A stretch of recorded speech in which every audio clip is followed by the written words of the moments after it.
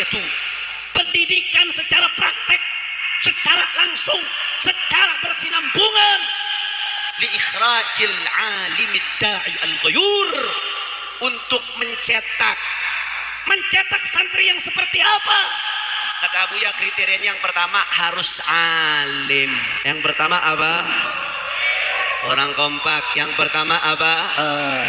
Alim.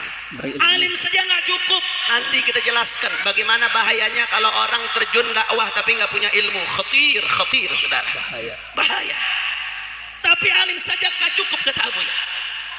Selain alim dia harus da'i. Ilmunya tidak hanya disembunyikan. Betul. Ilmunya tidak hanya buat diri sendiri, tapi ilmunya dipakai untuk mengajak ke jalan Allah Subhanahu wa ta'ala. Saya garis bawahi, dai nggak harus di mimbar.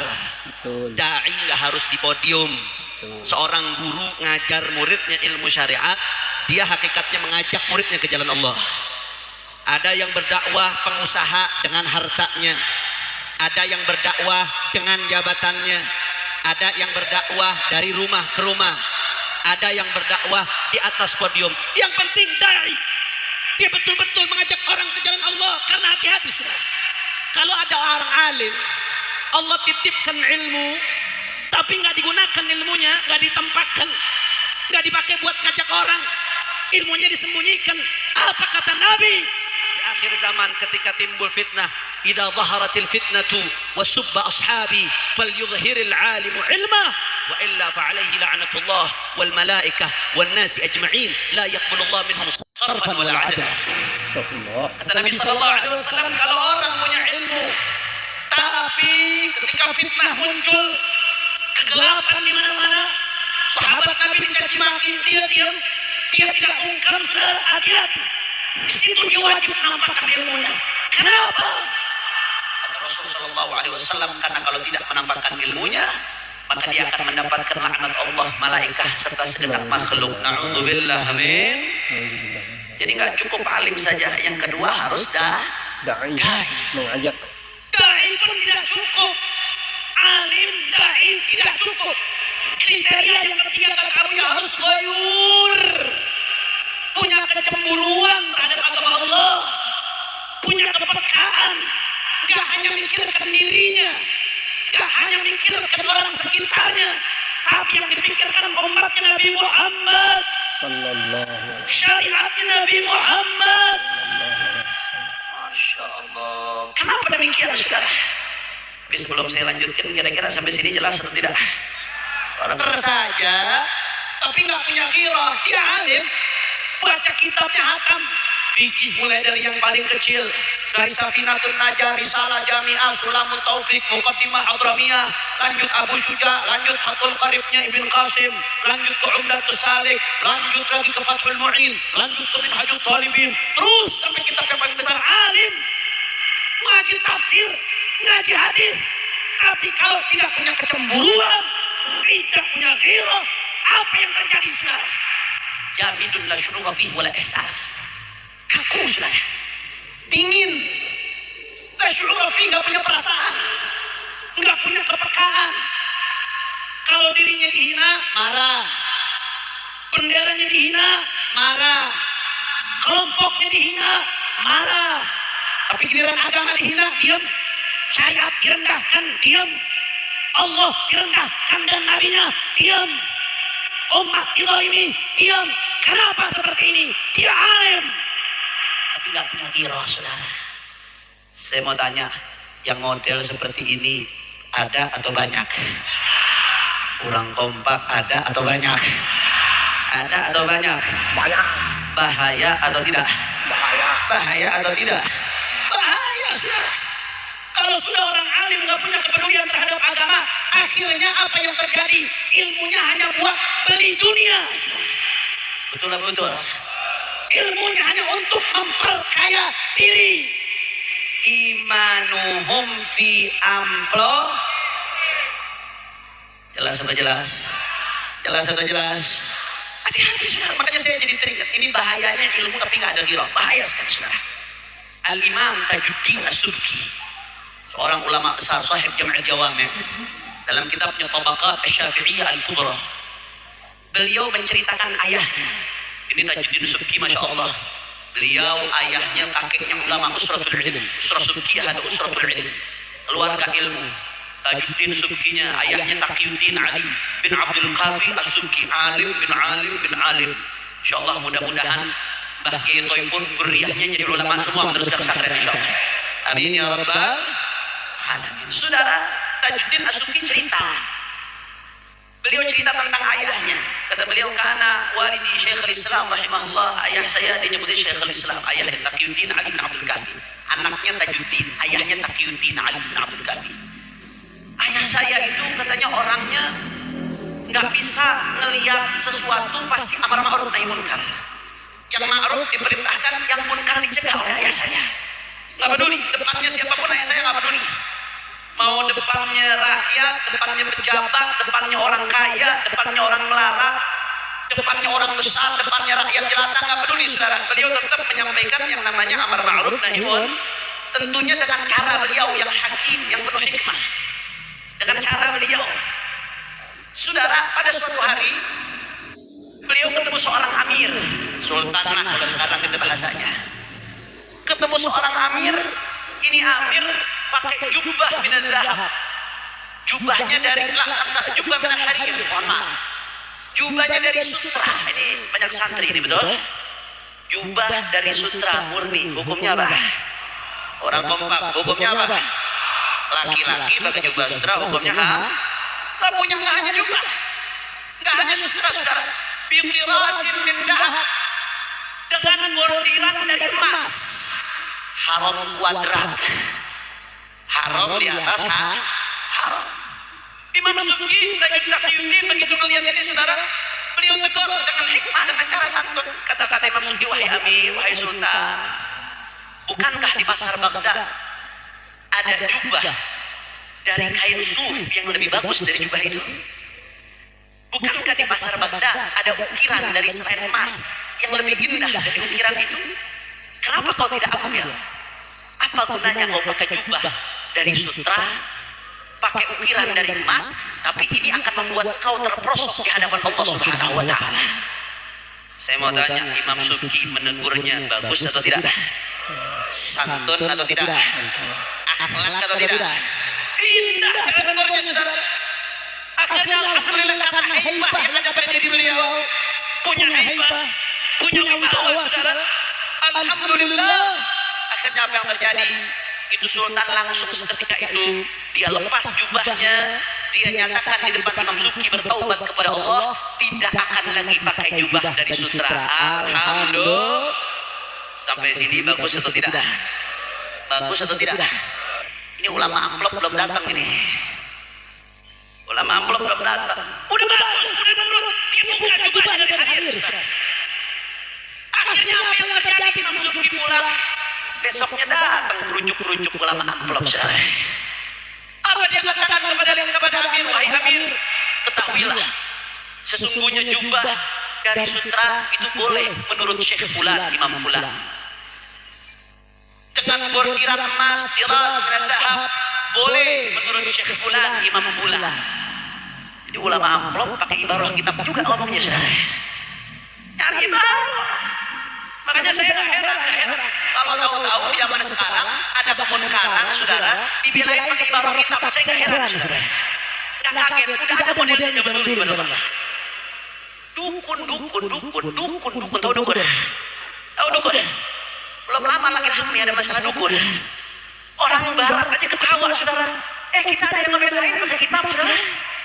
Dukun urusan sawah hujan, masya Allah. Mendingan kita amalan membagi Thaifur zikir buat anunya saudara. Betul. Dibelakan kitab, dicari ibarahnya, dicari ilahnya. Masya Allah. Wahai Amir, ini boleh menurut Imam Fulan. Bordiran emasnya juga boleh menurut Imam Fulan. Kacau tidak?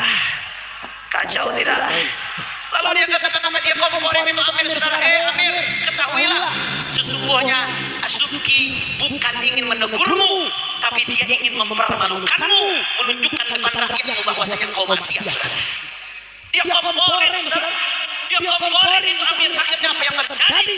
Si Amir yang tadinya udah taubat, sudah dia lepas itu jubah dari sutra, dia ambil lagi jubah itu, dia pakai dan dia umumkan. Detik itu Al-Imam As-Subki diboykot oleh dia, saudara. Masya Allah, katanya Tajuddin As-Subki, anaknya Taqiyuddin. Sebelum beliau meriwayatkan kisah ini, kata Tajuddin As-Subki apa? Innama yutlifus salatin fasaqatul fuqaha. Yang merusak pejabat itu kadang-kadang bukan dari pejabat itu sendiri, saudara, tapi fasaqatul fuqaha. Imam Subki nyebut bukan fasaqatul juhala, bukan, fasaqatul fuqaha. Fakih, ahli kitab, pinter fikih, tapi fasik, saudara. Bahkan Al-Imam Subki mengatakan apa? Wala huwa asyaddu 'alan nas min alfi syaitan. Fakih yang fasik lebih bahaya daripada 1000 syaitan. Na'udzubillah min. Kira-kira sampai sini jelas atau tidak? Jelas atau tidak? Kenapa bisa ada jual beli agama seperti ini, saudara? Kenapa bisa dijadikan khilaf untuk menghalalkan yang haram, mengharamkan yang halal? Karena dia hanya punya ilmu tapi tidak punya ghirah ibadah Allah. Dia hanya punya ilmu tapi tidak punya kecemburuan terhadap agamanya Allah Subhanahu. Makanya alhamdulillah Anda dididik di tempat ini bersama Mbah Kiai Taifur. Kita sudah tahu sama-sama bagaimana sepak terjang beliau, ketegasan beliau di dalam menyampaikan yang hak itu hak, yang batil itu batil. Para wali-wali santri beruntung anak Anda tidak hanya diajarkan ilmu, tapi anak Anda diajarkan ghirah. Bagaimana kecemburuan terhadap agama Allah Subhanahu wa taala. Bagaimana hatinya tidak rela melihat kalau syariat Allah dipermainkan, syariat Allah diinjak-injak, syariat Allah dilanggar. Ini yang diajarkan oleh Abuya Sayyid Muhammad ibn Ali ibn Abbas Al-Maliki. Alhamdulillah. Makanya kalau kita lihat ulama-ulama dulu, itu bukan hanya alim tapi ghayur, juga punya ghirah. Saya kasih contoh yang sederhana. Oh begitu banyak, kalau kita mau sebutkan tidak akan habis. Banyak. Saya kasih contoh satu. Hadratus Syekh Kiai Haji Hasyim Asy'ari. Qaddasallahu sirrahu wa a'ada 'alaina min barakatih. Mudah-mudahan kita dapat keberkahan beliau insyaallah. Amin ya rabbal. Kiai Hasyim Asy'ari, saudara, bukan hanya alim tapi ghayur. Bukan hanya berilmu tapi punya kecemburuan terhadap agama. Buktinya apa? Silakan Anda lihat tulisan-tulisan Pak Hasyim Asy'ari. Silakan Anda lihat fatwa-fatwa Kiai Hasyim Asy'ari. Saya kasih contoh dua saja yang sederhana, saudara. Di antaranya di dalam Irsyadus Sari, kumpulan mu'allafat Kiai Hasyim Asy'ari. Di situ ada kitab yang berjudul At-Tanbihat Al-Wajibat Liman Yasna'ul Maulid bil Munkarat. Kiai Hasyim Asy'ari mengajak kita untuk baca maulid, gembira terhadap baginda Nabi Muhammad sallallahu alaihi wasallam. Tapi bukan hanya baca maulid, beliau menjaga kesucian maulid Nabi. Sampai-sampai beliau tulis satu kitab khusus, At-Tanbihat Al-Wajibat, peringatan-peringatan yang wajib bagi mereka yang bikin maulid tapi dicampur adukan dengan kemunkaran. Ada atau tidak? Ada atau tidak? Contoh yang disebut oleh Mbah Hasyim Asy'ari ini kitabnya. Bagaimana beliau mewanti-wanti, hati-hati jangan sampai bikin maulid Nabi tapi laki perempuan ikhtilat muharram, bercampur aduk, saudara. Banyak atau tidak? Banyak atau tidak? Itu ditegur sama Mbah Hasyim Asy'ari di kitabnya, saudara. Kenapa beliau tegur? Bukan hanya ilmu yang beliau miliki, tapi ghirah, kecemburuan, saudara. Enggak rela kalau maulid Nabi yang suci dikotori dengan maksiat, ya Allah. Lebih dahsyatnya lagi, kita sama-sama dengar ibadah Allah, sama-sama tahu sekarang tiap tahun dijadikan hari santri. Bagaimana ketika Indonesia baru merdeka, Belanda sama Inggris datang kembali ke Indonesia untuk menjajah kembali Indonesia. Belanda nggak terima Indonesia merdeka. Belanda, Inggris pengalaman Perang Dunia Kedua, saudara. Perang Dunia 1, 2, persenjataan mereka canggih saat itu sudah. Jauh kita ketinggalan. Pengalaman mereka perang luar biasa, ibadah Allah. Secara hitung-hitungan menang harusnya, saudara.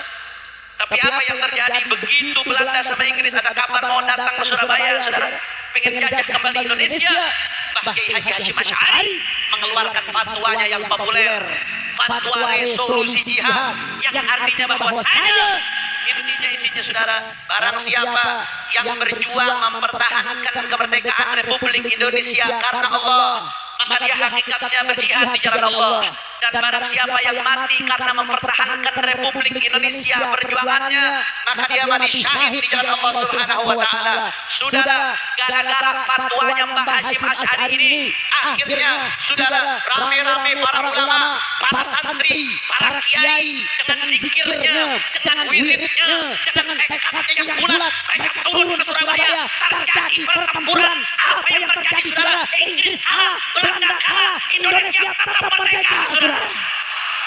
Allahu Akbar, Allahu Akbar, Allahu Akbar. Sudah, kenapa Mbah Hasyim Asy'ari bisa keluarkan fatwa seperti ini, saudara? Kalau hanya ilmu saja, nggak mungkin. Orang kalau hanya pertimbangan di ilmu saja, kebanyakan ngitung, saudara. Kebanyakan takutnya, khawatirnya. Itu kalau pertimbangan di ilmu. Kalau hanya ilmu saja udah ngitung, aduh. Ini kalau Belanda, Inggris menang, fatwa ini yang ngeluarin yang pertama dibunuh Belanda, Inggris ini. Itu kalau hanya pertimbangannya ilmu. Tapi ada pertimbangan lain, nggak rela negeri ini kembali dijajah oleh kufar, dijajah oleh orang-orang asing, saudara. Akhirnya dengan segala resiko beliau keluarkan fatwa. Kenapa?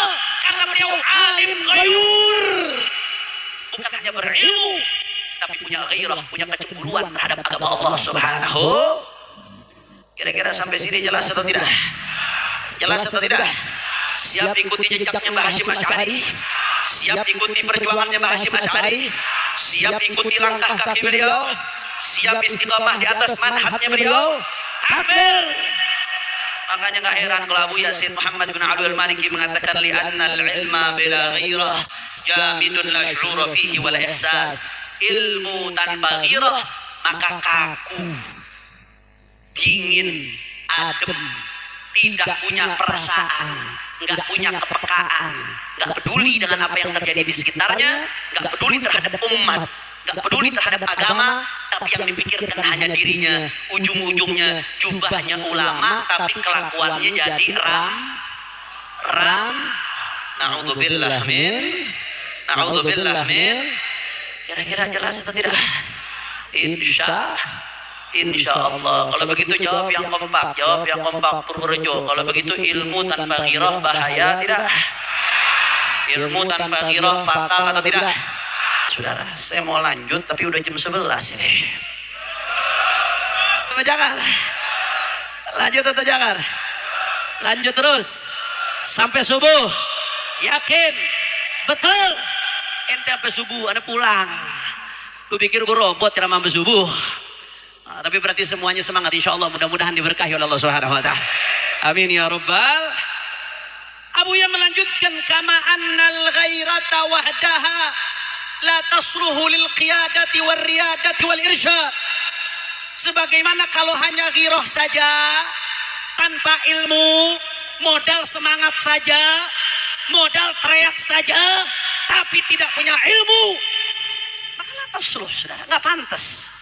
Nggak pantas mimpin, nggak pantas ngajak umat, nggak pantas mengarahkan umat karena bodoh, tidak punya Sebagaimana ilmu tanpa ghirah bahaya, ghirah tanpa ilmu nggak kalah bahayanya, saudara. Bagaimana dia mau ngajak umat? Faqidu syai' la yu'ti. Orang yang nggak punya bagaimana bisa memberikan, betul? Orang nggak punya uang bisa berikan uang. Kalau lemes, orang nggak punya uang bisa memberikan uang. Nggak punya makanan bisa berikan makanan, nggak punya mobil bisa berikan mobil. Faqidu syai' la yu'ti. Orang nggak punya bagaimana dia bisa memberikan? Begitu juga orang nggak punya ilmu, ngaji enggak, belajar enggak, duduk sama kiai enggak, tahu-tahu dipanggil ustadz, Doraemon itu jadi ustadznya melalui pintu ajaib itu, saudara. Masya Allah, bahaya, saudara. Ojo ditepuk tangan nih, tutup monyet. Allahumma sholli ala Muhammad. Allahumma sholli ala Muhammad. Masya Allah. Saya kasih contoh bahayanya semangat tanpa ilmu. Saya kasih contoh. Perhatikan baik-baik. Ada sekelompok orang punya modal semangat. Akhirnya saudara ngakunya jihad. Tapi yang dibom kuburannya aulia, kuburannya anbiya seperti ISIS. Ngebom kuburan aulia, kuburan anbiya, umat Islam yang dibunuh, saudara. Atau contoh ngaku jihad di Indonesia, tahu-tahu ngebom gereja, padahal tempat aman Indonesia, di tempat perang aja nggak boleh ganggu rumah ibadah, kata Nabi. Saudara, saya mau tanya, yang model seperti itu jihad atau jahat? Jihad atau jahat? Andai kata mati, mati syahid atau mati sangit? Syahid atau sangit? Kenapa bisa seperti itu? Karena punya semangat tapi nggak punya ilmu. Hati-hati saudara, Nabi larang, jangankan di tempat aman di Indonesia saudara. Andai kata terjadi perang aja seperti di perang Mu'tah, Nabi pesan sama sahabat-sahabatnya, nanti kalau kalian berperang, jangan ganggu rumah ibadah, jangan ganggu anak kecil mereka, jangan ganggu kaum ibu, jangan ganggu kaum tua renta, jangan rusak tanaman. Saya mau tanya, ajaran jihadnya Nabi indah atau tidak? Indah atau tidak? Bagus atau tidak? Makanya kami ingatkan aparat, kalau ada sekelompok orang yang menyelewengkan makna jihad, jangan jihadnya yang dipandang buruk, tapi pemahaman oknum ini yang salah saudara. Karena tanpa jihad, Indonesia tidak akan pernah merdeka saudara. Betul, betul, betul. Kalau sebentar-sebentarnya jihad gak mudah, ada akhlaknya, ada adabnya, ada hukumnya, ada tata caranya, gak sembarangan saudara. Kira-kira jelas atau tidak? Kenapa bisa ada orang yang digarap jadi teroris? Karena dia punya semangat tapi nggak punya ilmu. Saya kasih contoh lagi yang sederhana. Amar ma'ruf nahi munkar wajib atau tidak? Orang kompak wajib atau tidak? Fardu kifayah, betul? Ibadah ya saudara. Sebagaimana sholat ada syarat, ada rukunnya. Puasa ada syarat, ada rukunnya. Amar ma'ruf nahi munkar juga ada syarat, ada ada tata caranya, ada maratib, kata Imam Al-Ghazali dalam Ihya Ulumuddin. Ada maratibul hisbah, tingkatan-tingkatan, tidak boleh lompat ke tingkatan berikutnya sebelum melakukan tingkatan sebelumnya, saudara. Karena di situ pakai fa dan dhamma, bitartib, wa taqib, saudara. Ada tingkatannya ibadah Allah. Karenanya orang yang melakukan amar ma'ruf nahi munkar tanpa ilmu, kata ulama, yufsidu aktar mimma yuslih, lebih banyak merusak daripada memperbaiki. Na'udzubillah. Kenapa seperti itu? Karena punya semangat tapi nggak punya Kira-kira jelas atau tidak? Jelas atau tidak? Kalau begitu semangat tanpa ilmu bahaya atau tidak? Semangat tanpa ilmu rusak atau tidak? Semangat tanpa ilmu jelek atau tidak? Kata Abu Ya fala yanbaghi an naqa'a fi dzalik, jangan sampai kita jatuh di salah satu dari dua tadi. Yang pertama punya ilmu tapi nggak punya ghirah. Yang kedua punya ghirah tapi nggak punya ilmu. Ini bahaya saudara. Ghirah harus bergandengan tangan dengan ilmu. Ilmu harus bergandengan tangan dengan rasa semangat memperjuangkan agama. Karena agama kalau ghirah saja tanpa ilmu rusak, kacau dan merusak saudara. Sebaliknya ilmu saja tanpa ghirah tidak baik, jelek. Akhirnya agama dijadikan barang dagangan, dijual jelekan. Na'udzubillah. Makanya kami ingatkan pesantren-pesantren, madrasah-madrasah, majelis-majelis taklim, jangan hanya ajarkan santri Anda ilmu, tapi anjurkan juga santri Anda bagaimana perjuangan di jalan Allah Subhanahu wa taala. Bukan sirah nabawiyah. Itu kalau bicara sirah nabawiyah, bukan hanya saudara hal-hal yang berkaitan dengan senyumnya Nabi, lembutnya Nabi, tapi lihat bagaimana perjuangannya Nabi dan sahabat saudara. Terlalu panjang kalau kita ceritakan bagaimana Nabi dan sahabat menunjukkan kepada kita bahwasanya agama Allah, syariat Allah di atas daripada diri kita sendiri, di atas nyawa kita, di atas keluarga kita, di atas kelompok kita, di atas suku kita. Yang paling tinggi adalah Allah Subhanahu. Di situ ada pelajaran ghirah saudara. Gak ada yang ngalahin ghirahnya Rasulullah sahabat. Lihat bagaimana sirahnya para salafun saleh. Jangankan urusan halal haram, urusan sunnah saja, adab saja. Kalau ditinggalkan, itu ulama dulu marahnya luar biasa. Itu urusan adab, apalagi urusan halal haram. Masya Allah. Karena kami ingatkan pesantren-pesantren, majelis-majelis taklim, madrasah-madrasah, jangan hanya ajarkan ilmu, tapi ajarkan juga bagaimana kecemburuan terhadap agama Allah. Bagaimana agama ini adalah perjuangan, perjuangan untuk agama, perjuangan untuk bangsa, perjuangan untuk negara. Sudah, apa kita bela negara, saudara? Karena agama yang mengharuskan kita bela negara, saudara. Kalau bicara agama, kenapa kita bela negara? Karena Allah yang perintahkan kita. Nabi yang perintahkan kita, saudara. Supaya jangan sampai negeri ini dijajah oleh kufar. Kalau dijajah oleh kufar, susah kita ibadah, susah. Syiar susah, dan lain sebagainya, saudara. Khilaf lahir dari situ ibadah Allah. Dan sebaliknya, saya ingatkan ormas-ormas Islam, pergerakan-pergerakan, jangan hanya semangat dikedepankan, tapi juga ajarkan ilmu terhadap pengikut-pengikut Anda, saudara. Ajarkan ilmu, duduk bersama kiai, ngaji bersama ulama, ngaji bersama habaib. Insya Allah kalau umat semuanya, ulamanya, santrinya, kiainya sudah memadukan ghirah dengan ilmu, insya Allah umat ini akan disegani, saudara. Kenapa saat ini umat banyak dizalimi, ulama banyak dizalimi, banyak terjadi penindasan? Sudah, karena ada orang-orang yang nggak punya ghirah, lebih mementingkan kepentingan pribadinya, saudara. Kalau semuanya punya ghirah, ini semua nggak akan terjadi. Kita akan indah, kita akan jaya, kita akan disegani, saudara. Kita akan ya'lu wa la yu'la alaih, sebagaimana disabdakan oleh baginda Nabi besar Muhammad. Karenanya pesan saya kepada santri-santri, dan ini merupakan pesan Abuya Sayyid Muhammad, jangan hanya jadi alim, tapi harus jadi orang yang punya ghirah juga. Jangan hanya jadi alim, tapi harus punya ghirah. Begitu juga pesan kami kepada umat, saudara. Pesan kami kepada para santri, jangan hanya ikuti orang yang alim, tapi ikuti orang yang punya ghirah, saudara.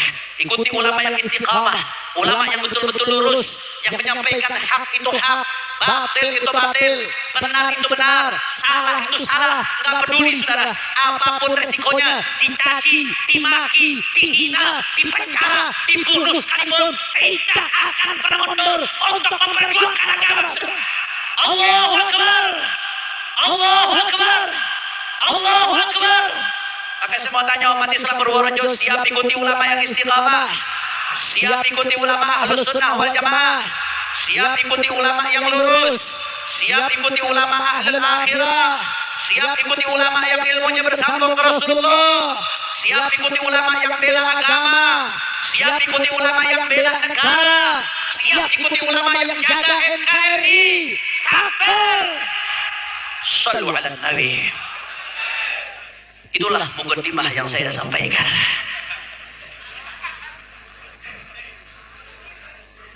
Sudah terakhir. Alhamdulillah, Busah non pengantin baru sudah keluar. Kita doakan mudah-mudahan nambahnya nggak diem-diem, terang-terangan.